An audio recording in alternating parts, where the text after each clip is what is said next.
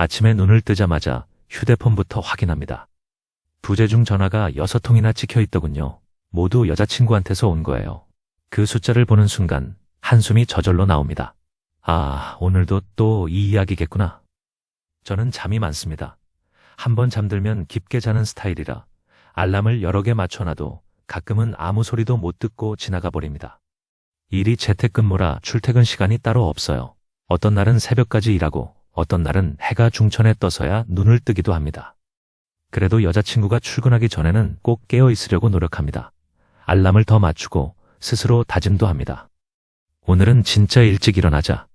연애 초반에 서로에게 실망을 준 일이 있었습니다. 자세한 이야기는 하지 않기로 했지만 각자 잘못한 부분이 분명히 있었죠. 그 일 이후로 우리는 약속 하나를 만들었습니다.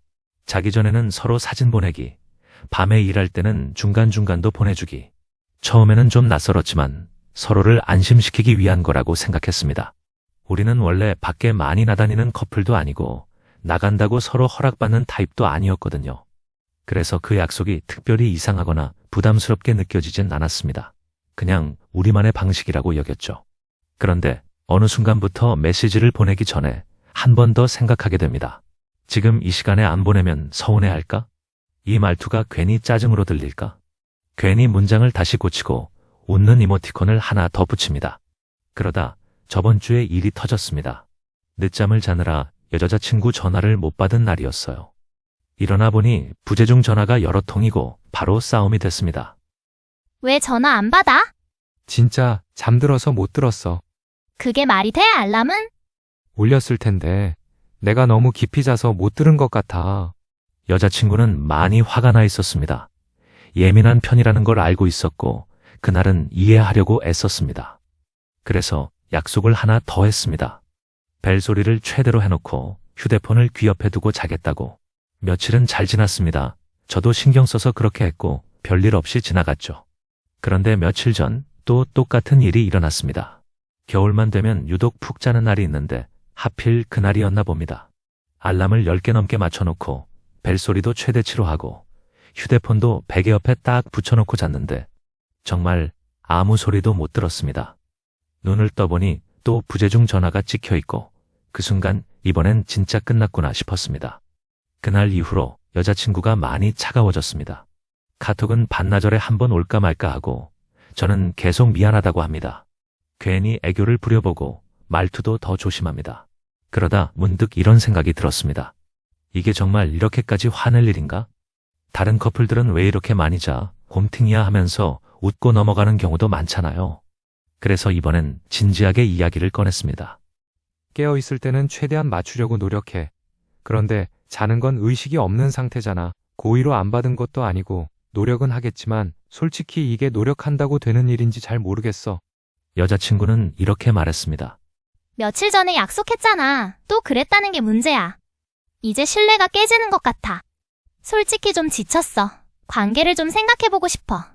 그 말을 듣는 순간 머릿속이 하얘졌습니다. 2년 넘게 사귀면서 이런저런 일은 있었지만 이 일로 이렇게까지 될 줄은 몰랐습니다. 저는 아직도 잘 모르겠습니다. 이게 정말 이렇게 큰 문제인지 아니면 제가 너무 가볍게 생각하는 건지. 다만 하나 확실한 건 요즘 저는 항상 눈치를 보고 산다는 겁니다. 이 말 하면 화낼까? 지금 연락하면 부담 줄까? 이 행동이 또 문제되진 않을까? 사랑하니까 맞춰왔고 사랑해서 견뎠다고 생각했는데 어느새 숨이 조금 막히는 기분이 자꾸 듭니다. 그날 이후로 연락은 계속 이어졌습니다. 하지만 분위기는 확실히 달라졌습니다. 예전처럼 자연스럽게 뭐해라는 말이 나오지 않고 대신 짧고 건조한 문장들만 오갔습니다. 일 중이야. 알겠어. 응. 문장 끝에 감정이 느껴지지 않는다는 게 더 불안했습니다. 그래서 결국 다시 이야기를 꺼냈습니다. 이번에는 피하지 않고 차분하게 말하려고 애썼습니다. 나 진짜 노력 안 한 건 아니야. 알람도 더 맞췄고 벨소리도 크게 해놨고 휴대폰도 귀 옆에 두고 잤어. 잠깐의 침묵이 흐른 뒤 여자친구가 말했습니다. 근데 또 그랬잖아. 그 한마디에 제가 준비했던 말들이 잠시 멈췄습니다. 나는 의식이 있을 때는 최대한 맞추려고 노력해.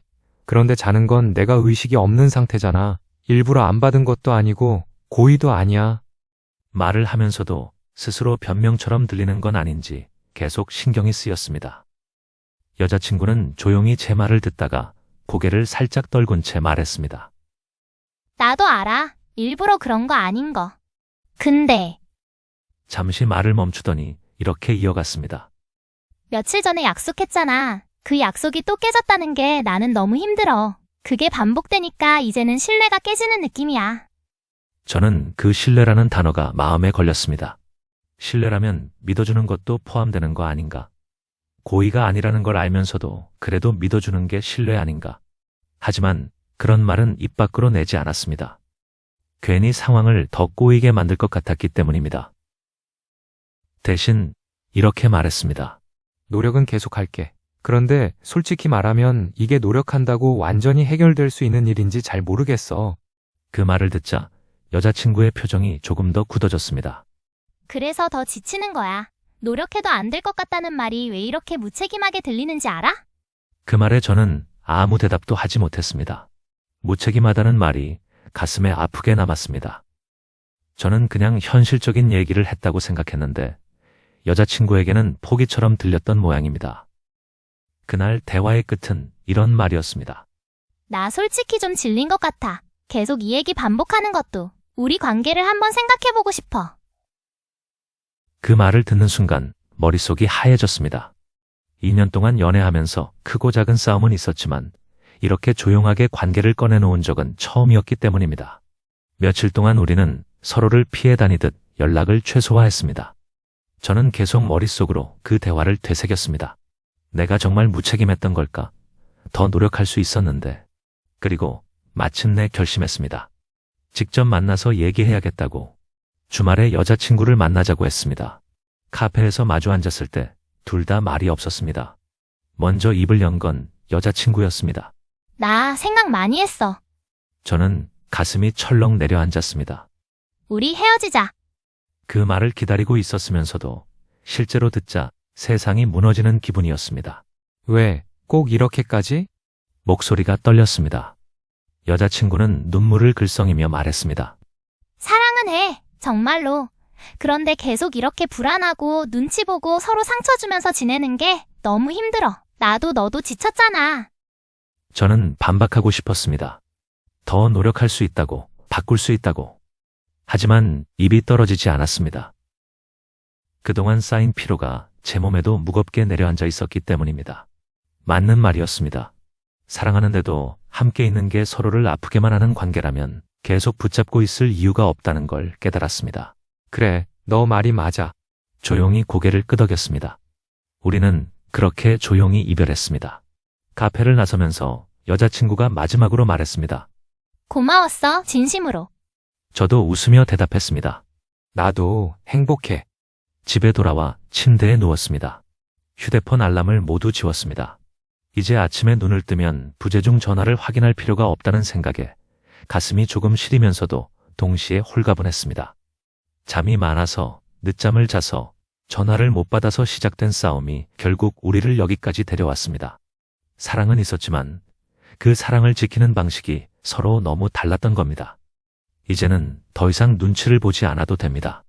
다만 문득문득 그 목소리가 그리워질 때가 있을 테니 그리움 정도는 안고 살아도 괜찮겠지 생각합니다.